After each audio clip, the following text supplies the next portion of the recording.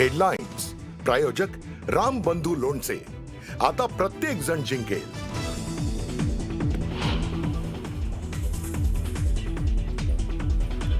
भाजप आणि शिवसेनेची रंगशारदात पार पडली महत्त्वाची बैठक. मुंबईतील वादाच्या जागा संदर्भात बैठकीत चर्चा.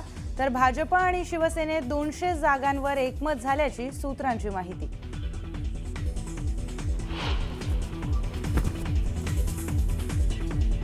मुख्यमंत्री देवेंद्र फडणवीस आज आणि उद्या नागपुरात. मुंबई महापालिकेसाठी महायुतीचं जागा वाटप 2 दिवस लांबणीवर पडण्याची शक्यता.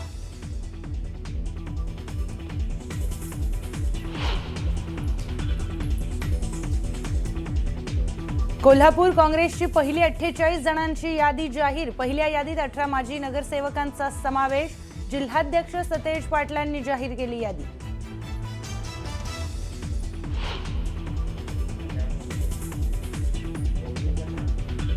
ठाणे आणि केडीएमसीतील युती संदर्भात भाजप आणि शिवसेनेची पहाटे 4 पर्यंत खलबत. जागा वाटपावरून बैठकीत जोरदार रस्सीखेच झाल्याची माहिती.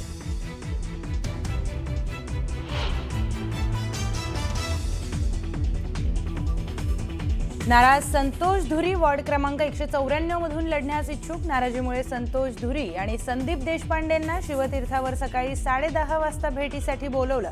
चर्चेतून काय तोडगा निघणार याकडे लक्ष. पुण्यात शरद पवारांच्या पक्षाच्या पदाधिकाऱ्यांची काँग्रेससोबत बैठक. अजित पवारांच्या राष्ट्रवादीकडून सन्मानजनक जागा मिळत नसल्यानं पवारांच्या पक्षानं आघाडीसाठी चाचपणी सुरू केल्याची चर्चा.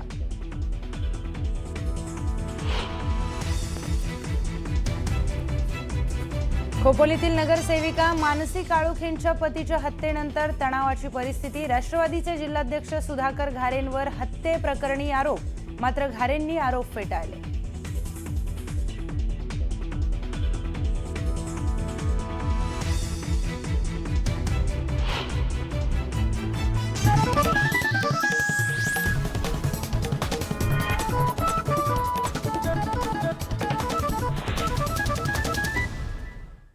न्यूज 18 लोकमतच्या कॉटन किंग स्टुडिओ मध्ये आपलं स्वागत. नमस्कार, सुप्रभात, गुड मॉर्निंग. मी प्रियंका लाठी. आपण पाहताय न्यूज 18 लोकमत.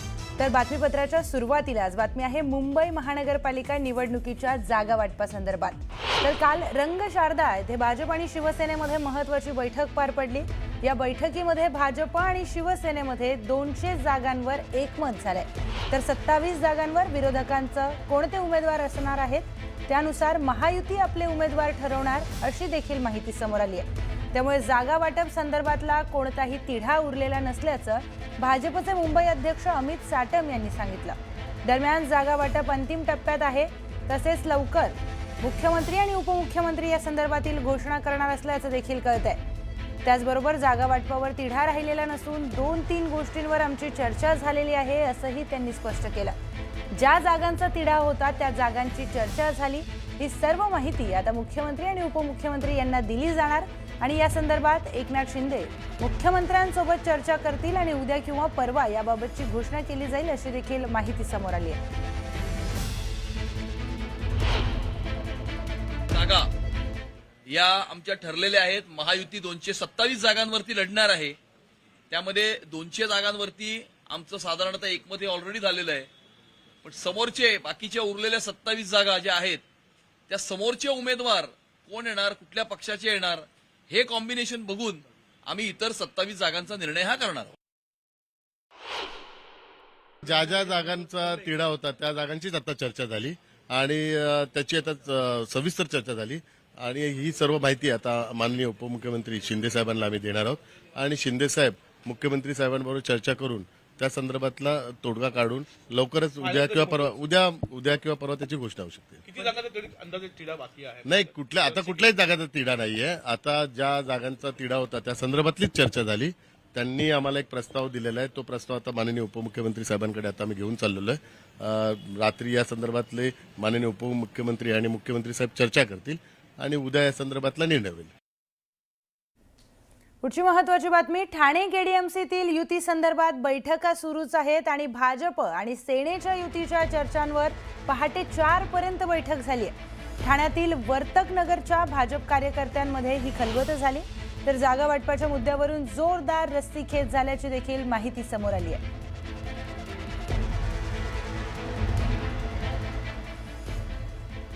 पुढची महत्त्वाची बातमी, मनसेचे माजी नगरसेवक संतोष धुरी हे नॉट रिचेबल आहेत. संतोष धुरी आणि संदीप देशपांडेंना शिवतीर्थवर भेटीसाठी बोलवण्यात आलंय. 194 क्रमांकाचा वॉर्ड शिवसेना उभाठ्याला सोडल्याची चर्चा आहे आणि या चर्चांमुळेच संतोष धुरी हे 194 क्रमांकाच्या वॉर्डमधून इच्छुक होते, ते नाराज झाले. निवडणूक लढण्यास इच्छुक असलेले संतोष धुरी नाराज असल्यामुळे आता ते नॉट रिचेबल आहेत, अशा देखील बातम्या समोर येतात.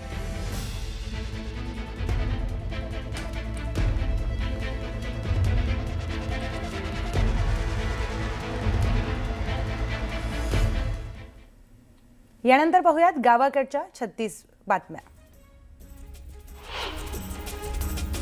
निवडणूक लढण्यास इच्छुक असलेले मनसेचे माजी नगरसेवक संतोष धुरी नाराज असल्याची चर्चा आहे. 194 क्रमांकाचा वॉर्ड शिवसेना उभाठ्याला सोडल्याची चर्चा आहे आणि याच वॉर्डमधून संतोष धुरी निवडणूक लढण्यास इच्छुक आहेत.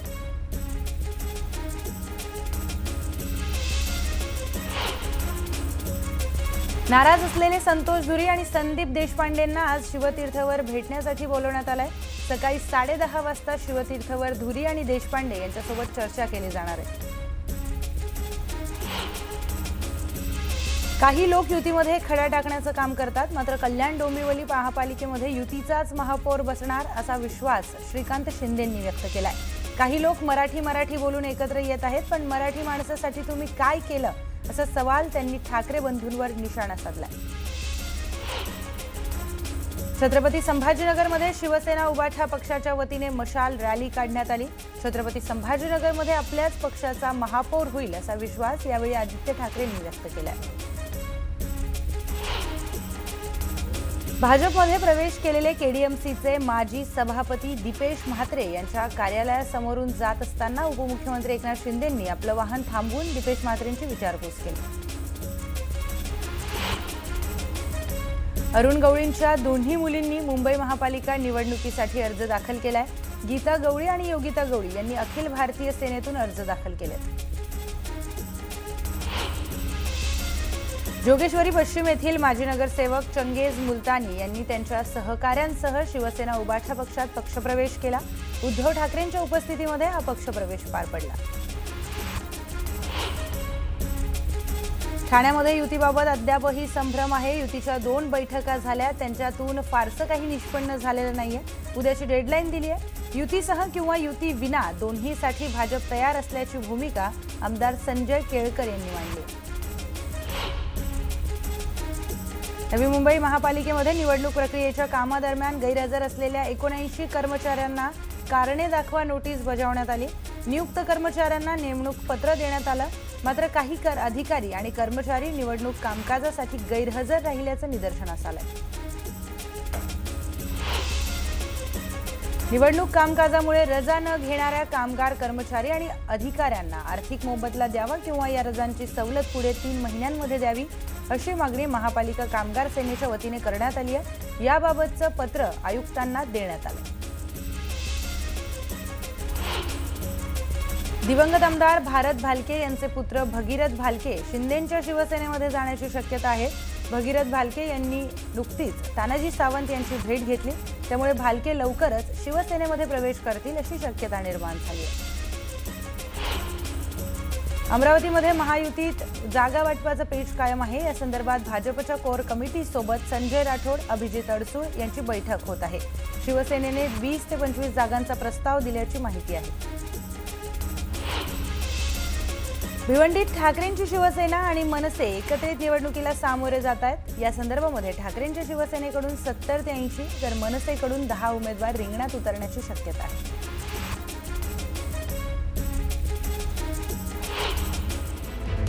तर एक ब्रेकिंग न्यूज समोर येते. पुण्यामध्ये मनसे सुद्धा महाविकास आघाडीसोबत लढणार का या चर्चांना आता उधाण आलंय. रात्री उशिरा पुण्यामध्ये महाविकास आघाडीची बैठक झाली. या बैठकीला मनसेने हजेरी लावली, त्यामुळे चर्चांना उधाण आलंय.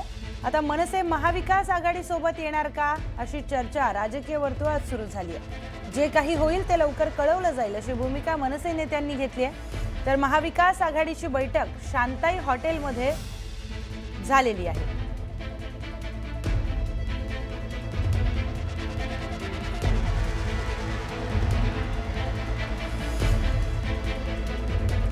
तर एक ब्रेकिंग न्यूज समोर येते. खोपोलीमध्ये नगरसेविका मानसी काळोखे यांच्या पतीची हत्या करण्यात आली. दरम्यान राष्ट्रवादीचे जिल्हाध्यक्ष सुधाकर घारे यांच्यावर हत्येप्रकरणी आरोप करण्यात येतोय. ज्यांच्यावर आरोप ठेवण्यात आले ते अजित पवार, राष्ट्रवादी काँग्रेसचे जिल्हाध्यक्ष सुधाकर घारे, प्रवक्ते भरत भगत, रवींद्र देवकर, धनेश देवकर, दर्शन देवकर, सचिन चव्हाण, रवींद्र देवकर यांचा बाउन्सर आणि इतर 3 अनोळखी व्यक्तींवर गुन्हा दाखल करण्यात आलाय. सुधाकर घारे, भरत भगत आणि रवींद्र देवकर यांनी खुनाचा कट रचला असल्याचं FIR मध्ये स्पष्ट म्हटलंय. आरोपी दर्शन देवकर आणि सचिन चव्हाण यांनी मंगेश यांना पाठलाग करून खाली पाडलं आणि इतर 3 जणांनी तलवार, कोयता आणि कुऱ्हाड याच्यानी वार करून मंगेश काळोखे यांची हत्या केली असा आरोप आहे. निवडणुकीमध्ये झालेला पराभव, राजकीय वाद आणि पूर्व वैमनस्यातून हत्या करण्यात आल्याचा देखील आरोप कुटुंबांनी केलाय.